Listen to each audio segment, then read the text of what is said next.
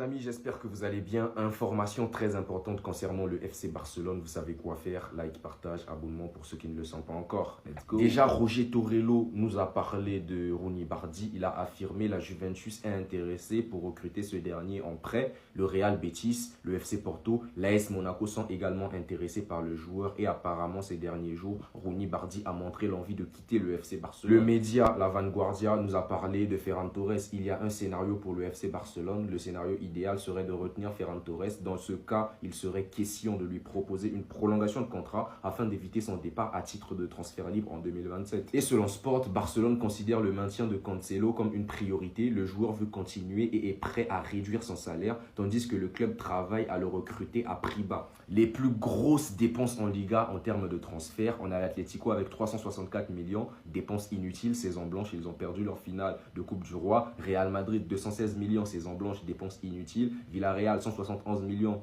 dépenses inutiles. Real Betis 101 millions, saison blanche, dépenses inutiles. Ah, ils ont été éliminés de leur Coupe d'Europe, donc saison blanche aussi. Le FC Barcelone, 88 millions, pas de saison blanche. Ils vont peut-être prendre la Liga et ils ont pris la Super Coupe d'Espagne. Et les résultats de l'Atlético de Madrid sur leur dernier match sont vraiment catastrophiques. Je ne comprends pas comment ils ont éliminé le Barça en vrai. Roger Torello nous a parlé de Christensen. Pour lui, ce dernier a rejeté la première offre du FC Barcelone. Il a informé son agent de négocier de meilleures conditions car il souhaiterait rester en Catalogne. Information de Mundo Deportivo, le FC Barcelone suit de près l'arrière droit Marco Palestra. Il est vraiment polyvalent apparemment et son jeu des deux pieds est en train de séduire le FC Barcelone. Sa valeur est de 30 millions d'euros et il attire aussi Manchester City, Arsenal et la Juventus. Le Barça doit très vite se positionner s'ils le veulent vraiment. Toujours une information de Mundo Deportivo, cette fois-ci ça concerne Ansu Fati. Donc l'AS Monaco veut conserver ce dernier et ils exigent une baisse de salaire. Actuellement le FC Barcelone paie la majorité de son salaire. L'option d'achat est fixée à 11 millions d'euros. Elle est jugée abordable pour l'AS Monaco. Ce jeune crack ukrainien de la Masia va prolonger au FC Barcelone. Donc c'est une pépite.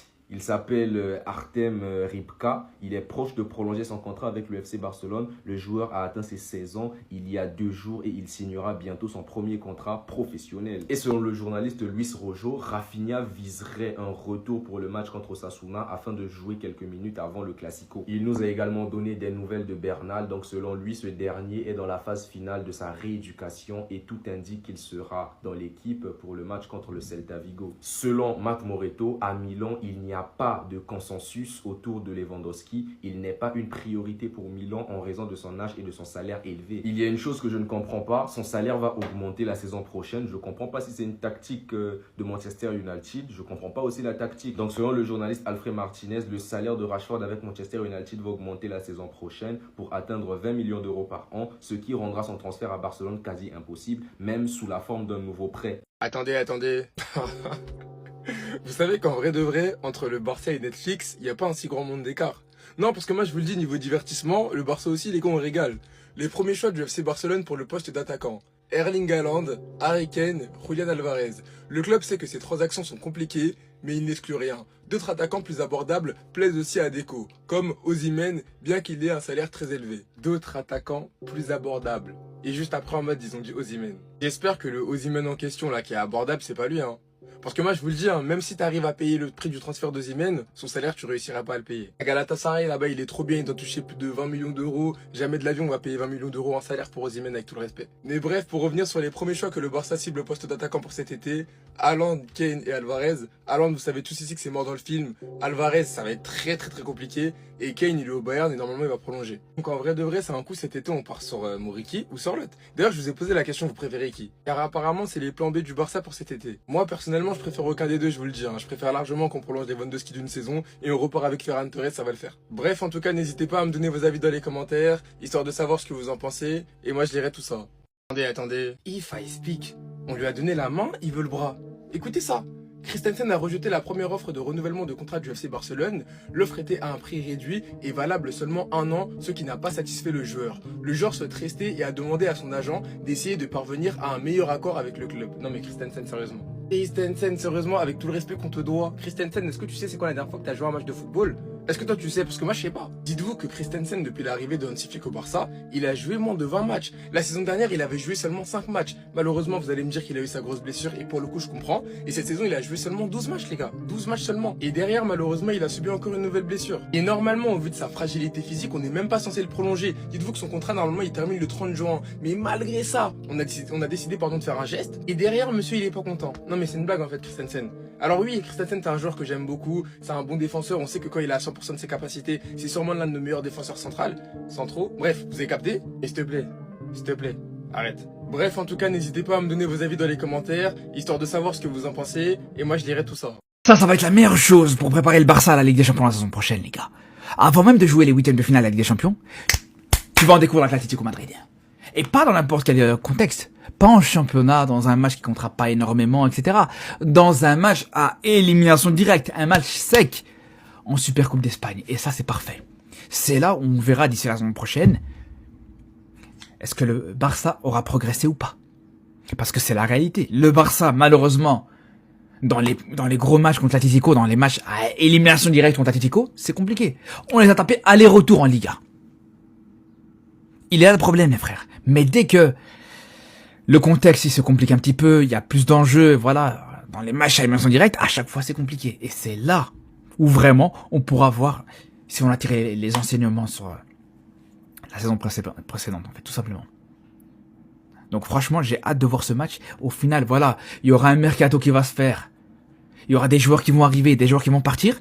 Et vraiment, avec ce match, grâce à ce match-là, l'avantage c'est qu'on pourra vraiment juger directement ces nouvelles recrues. C'est aussi simple que ça, les gars. C'est aussi simple que ça. Vous voyez ça, les gars? Pour les équipes du monde entier, jamais de la vie c'est carton rouge. Mais je peux vous dire que ça avait été le Barça. L'arbitre aurait pas hésité une seule seconde à siffler le rouge, comme ça vous savez, les gars. L'arbitre aurait exclu le joueur tous les jours. Alors vous allez me dire, j'abuse. Les gars, il y a un exemple très simple. Il n'y a pas plus tard qu'il y a quelques jours d'ici. On a bien vu Eric Garcia. Là, une situation totalement similaire. Voilà. Et regardez comment Eric Garcia s'est fait exclure. Voilà. C'est la même action. La faute, à aucun moment, elle est plus grave ici que l'action de Roussanov sur l'attaquant d'Arsenal. Comme ça, vous savez, les gars. Alors, ok, ouais, c'est vrai que la défense du Barça est loin d'être irréprochable. On sait qu'il y a il y a énormément à progresser dans cette défense. Mais clairement, t'es pas aidé par l'arbitrage. Et ça, c'est une réalité, les gars. Parce que les 2 cartons rouges que tu prends, soit à l'aller ou au retour contre Atlético, les 2 cartons rouges sont très discutables. Les 2 cartons rouges, ça avait été une autre équipe, jamais de la vie. Jamais de la vie, ce carton rouge aurait été donné. Alors attention, hein, t'as d'autres cartons rouges. Araujo contre Chelsea, Araujo contre le PSG, totalement indiscutable, y a aucun souci là-dessus. Mais là, les gars, voilà. Moi, je me permets d'en douter, clairement.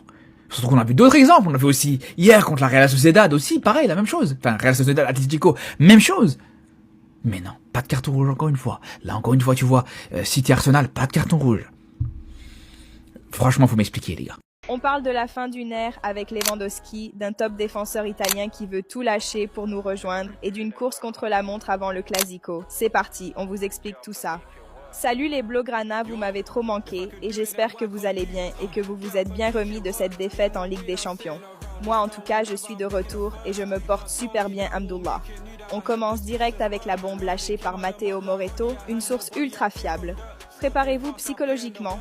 Robert Lewandowski, très probablement ces derniers mois au Barça. Rien n'est encore signé, mais tout indique qu'il partira cet été et la direction prépare déjà la vie sans lui. Ça fait un choc, mais le club doit penser à l'avenir. Mais pour compenser, côté arrivée, c'est le feu. D'abord, Hansi Flick a tranché. Il est fan absolu de João Cancelo et le préfère même à Baldé. Le club veut le recruter définitivement, mais il va falloir négocier dur avec Al Hilal vu qu'il n'y a pas de clause libératoire. Cancelo veut rester, c'est déjà ça. Et écoutez bien cette dinguerie, Alessandro Bastoni veut rejoindre le Barça. Pas pour l'argent vu qu'il accepterait le même salaire qu'à l'Inter, mais parce qu'il considère que porter notre maillot, c'est le summum d'une carrière. Un joueur qui choisit l'écusson avant les millions, on dit oui tous les jours. On termine sur de superbes nouvelles. Rafinha a mis le turbo. Son objectif est de revenir contre Osasuna Osasuna pour avoir des minutes dans les jambes juste avant le Classico. Marc Bernal, lui, est attendu pour le match contre le Celta. Et un énorme big up à Joan Garcia. Dès qu'il aura joué ses 28 matchs, il prendra officiellement la tête du Trophée Zamora du meilleur gardien de la Liga. On a un mur dans les cages. C'est un JT de malade mental aujourd'hui. Dites-moi en commentaire, êtes-vous prêt à voir partir Lewandowski? Et que pensez-vous de Bastoni au Barça?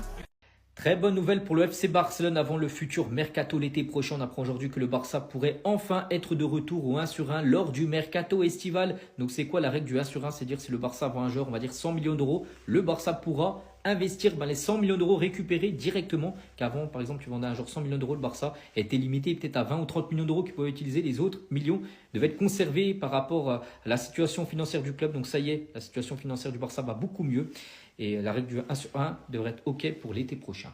Et du coup, on se dit qui va devenir le nouveau numéro 9 du côté du FC Barcelone. Un dossier quand même qu'on parle depuis longtemps. Et c'est simple, le Barça va absolument un numéro 9. Les 3 joueurs désirés sont donc Alvarez, ça aussi c'est la priorité numéro 1, mais aussi Harry Kane, Erling Haaland, qui sont également des pistes.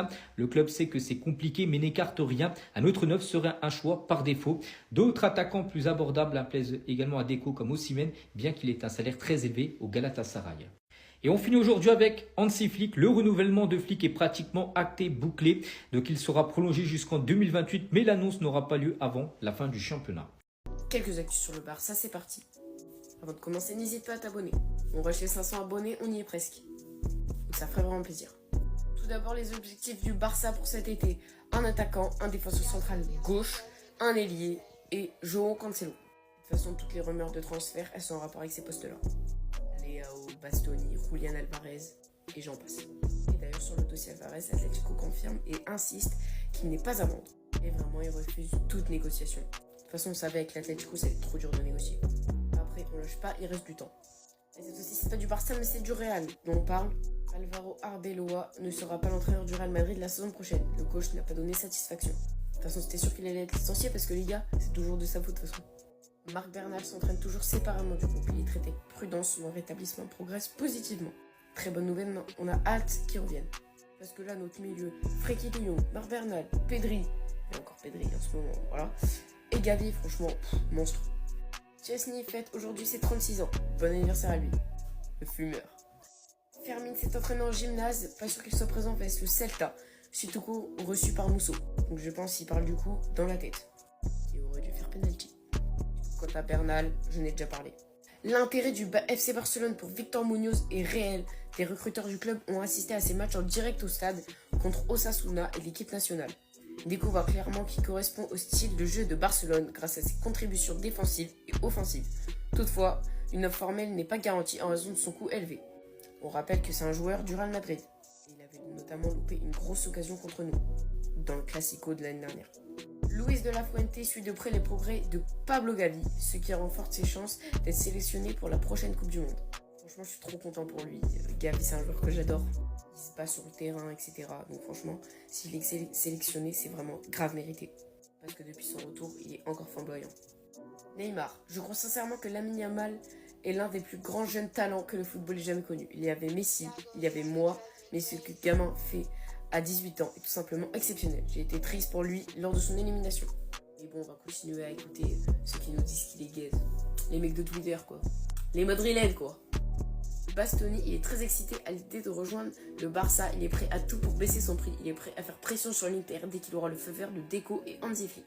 Franchement, ça fait plaisir que le joueur y mette autant du sien. C'est vraiment un transfert difficile. Après, pour le moment, tout se passe bien. Et la dernière actu, Marc, Eric et Olmo au tournoi de tennis. Parce que ceux qui ne savent pas, actuellement, il y a un grand tournoi de tennis à Barcelone.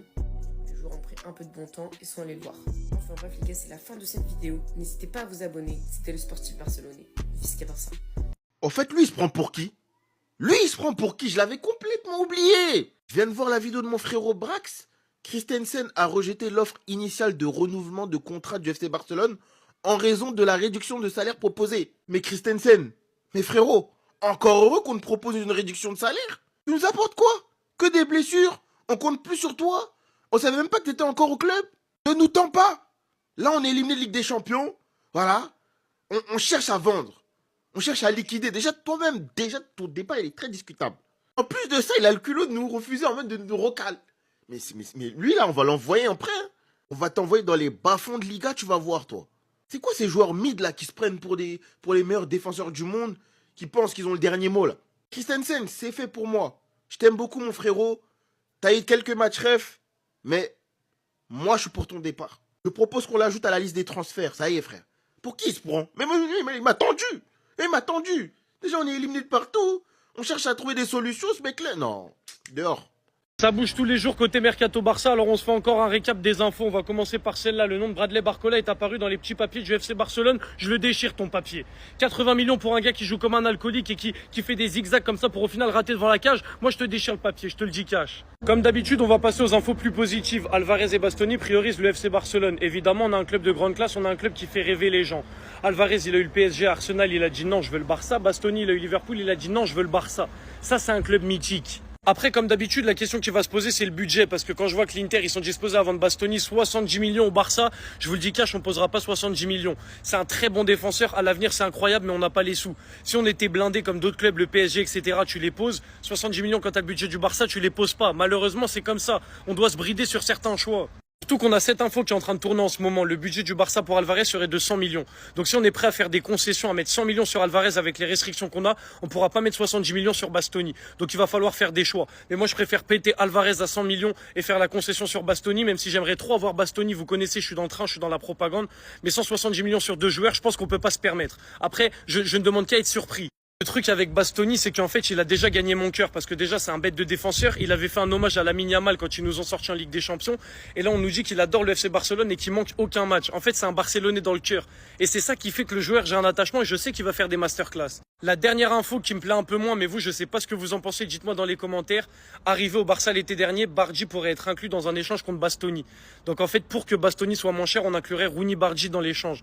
Moi, ce qui me fait chier, c'est qu'il a pas eu le temps de trop prouver, il a pas eu assez de temps de jeu. Même si des fois, il nous a un peu déçus quand il avait du temps de jeu, il a montré des graves belles choses.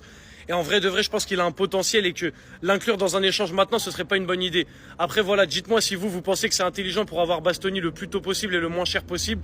Mais quand même, ça me ferait chier pour Rooney qu'on le fasse partir comme ça. Bref, voilà les gars, ça c'est les 3 grosses infos qui ont attiré mon attention sur le mercato. Voilà les infos actuelles, etc. N'hésitez pas à me dire vous si j'ai raté des infos et vous avez envie que je parle d'autres infos, etc. Mais Bastoni, Alvarez et Barcola, je trouvais que c'était hyper intéressant. Barcola, j'en veux pas. Alvarez, j'en veux. Bastoni, il va peut-être falloir faire des concessions. Mais échanger Rooney Bardi, ça me ferait chier perso. Aucun joueur au monde n'a un meilleur catalogue de buts que Lamine Yamal. Regardez s'il vous plaît. Regardez les ensembles de buts. Ça c'est juste une minute. Regardez. Aucun joueur au monde, je répète bien, n'a un meilleur catalogue de buts que Lamine Yamal. C'est trop. Il n'a que 18 ans. Que 18 ans. Regardez le catalogue de buts qu'il met ce petit. Dans toutes les compétitions. En Liga, en Copa del Rey, en Ligue des Champions. Il a des buts incroyables. Il n'y a aucun joueur. Tu prends cette saison. Des triplés. Villarreal. Et c'est pas contre des petites équipes. Villarreal, c'est quand même une équipe de Champions League. Regardez-moi les buts qu'il met. Quel pied gauche phénoménal. Regardez le but là contre Bilbao. Regardez. Il dépose tout le monde, mais il a une spéciale déjà à 18 ans, 3 saisons en pro. Ça dribble déjà les gardiens. Même sur des pénaltys, c'est pas possible. C'est pas possible ce qu'il fait alors qu'il n'a que 18 ans. Mais je dis, aucun joueur au monde n'a un meilleur catalogue de buts que lui. S'il y en a, dites-moi.